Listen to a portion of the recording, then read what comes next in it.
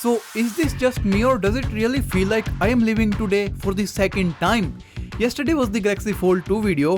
Today it's a Galaxy Fold 2 video. Yesterday we talked about the Galaxy Watch 3 near the end of this video. Today we will talk about the Galaxy Watch 3 near the end of this video. Yesterday's Fold 2 Lite has a super weird feature. Today's Fold 2 also has a super weird feature. So I feel like deja vu. The timing of these leaks couldn't have been any more janky. But hey, don't click away. There is some stuff you would want to know. And with that, let's begin. So Ice Universe posted his renders of what the Galaxy Fold 2 could end up looking like. So this one is my render based on the ISIS, not ISIS but ISIS renders. So the most noticeable thing is that there is now a hole punch. More on that in just a second. And the aspect ratio is also a little different compared to the original Galaxy Fold. We also have a more boxy design compared to the original Galaxy Fold. Some may prefer this boxy design because this gives more of a business type of vibe, whereas the rounded corners have more of a casual user type of vibe. I don't know why, but boxy design is more corporate looking. Galaxy Note 10 looks more business than the S20. Now onto the hole punch camera. So yes, this hole punch location is super weird and doesn't make a whole lot of sense initially, but there is a reason for this camera placement. The reason is that most likely there isn't enough space on the corner to place the selfie camera because the rear camera housing takes so much space.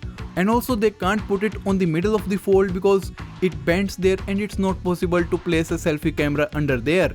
This selfie camera is indeed in the middle if you think of it as two Galaxy Note 10s, but it's not actually two Galaxy Note 10s, so it ends up looking out of place. Now agreed, this is miles better than the big notch of the OG Fold and will be much less intrusive for consuming content or playing games, but Samsung had one more option rather than putting this selfie camera on 1/3 distance. I understand that they might not have had space to put it on the top right corner because of the camera housing, but there's nothing stopping them from putting it on the left corner of the phone. There is no rear camera on the left side, so the selfie camera could have easily went to the left corner, but they went with this awkward placement and it looks kind of silly. But I will still take it over the big notch anytime, any day. Also, the Fold 2 will have a full outside display, unlike the narrow, useless but cute front display of the Fold 2 Lite.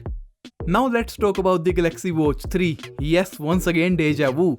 Yesterday we had some leaked images but not in the best resolution. Today we have gotten the official renders in high quality from Evenblast. So these are 100% balls to the walls real. This watch is the 45mm version, but the watch now is more bezel-less compared to the Galaxy Watch and the Gear S3, so it will actually be smaller on hand even with the same size of display. We have leather straps, but they are easily changeable to completely fit your needs.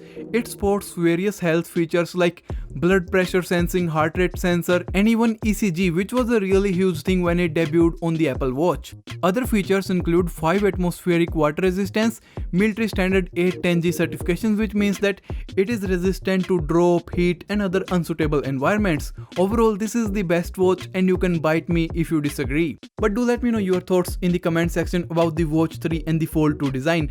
And to break this deja vu, we are not having any funny outros today. Just subscribe and leave.